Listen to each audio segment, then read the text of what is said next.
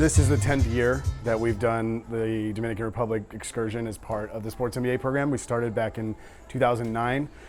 We've come down here each year because it's really important for me that the students who come through the program understand where baseball players come from.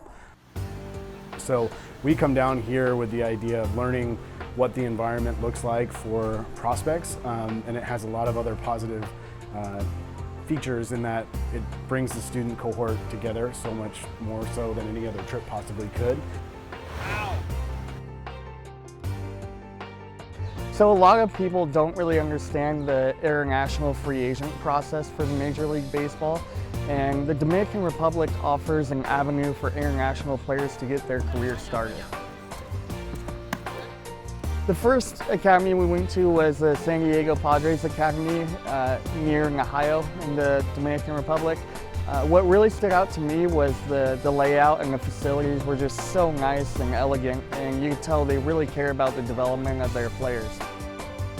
The second academy we visited was the Los Angeles Dodgers, and we started that visit out by watching the Dominican Summer League game between the Dodgers and the Braves prospect. So what really stuck out to me was the ability to see Dominican players possibly start their career path to the major leagues. The third and final academy was the New York Mets here in Boca Chica. We first started by visiting one of their classrooms and got educated on how important Sandy Alderson was to the New York Mets and the facility here. And we then got another tour of the locker rooms, the athletic training room, the gym, which seemed to be a staple, and we've been told how important this really is for the development of these players.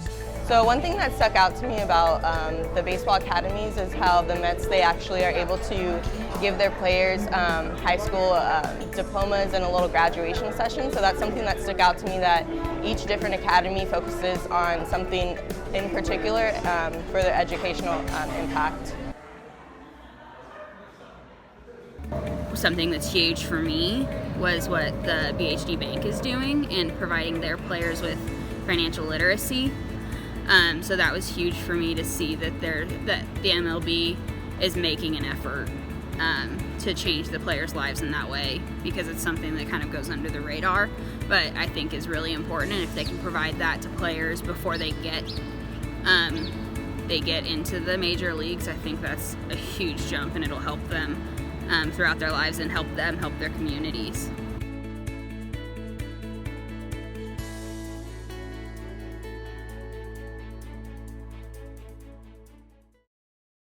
The Altagracia factory in Villa Altagracia in northwest of the capital here in the Dominican Republic has been making collegiate licensed apparel for about 8 years now. So for Altagracia, it was kind of interesting. We got to first read this book called Sewing Help that kind of goes through some of the different stories of the people working there and how it's really impacted their lives. Got there, it was really nice. Everybody was real happy. You could tell like the work life is positive, especially for being a former sweatshop. Visiting an actual factory and meeting the people who make your apparel and make a living wage that allows them the ability to send their kids to school or move into a better home or put some money away and stop living paycheck to paycheck. It was critical for us to read the book prior to coming, so we understood the story of the factory and the business realities behind it.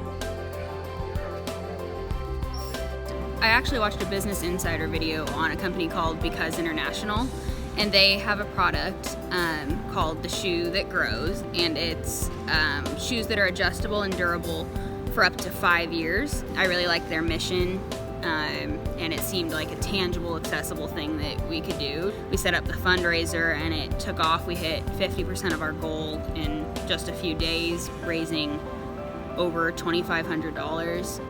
We went to a couple different schools in impoverished areas and were able to coordinate with the teachers and administrators there approximately how many pairs they would need, what types, what sizes, what colors. And we were able to provide 165 pairs of shoes. The entire time that we've been in the program, it's just been us kind of only focusing on schoolwork, class-wide social interactions has been minimal, just because, you know, there's not time to do it. Where this kind of like sets aside a time for us to say, hey, you know, get to know some of your classmates a little better, get to like hang out with them and all that. And it's been really great. I got to grow more with some people and learn more about them, and it's been really fun. It's interesting to kind of do it in a setting like outside the States, outside of San Diego. I want everybody to learn from this trip that there's a lot more to the world than meets the eye, particularly our students from the US.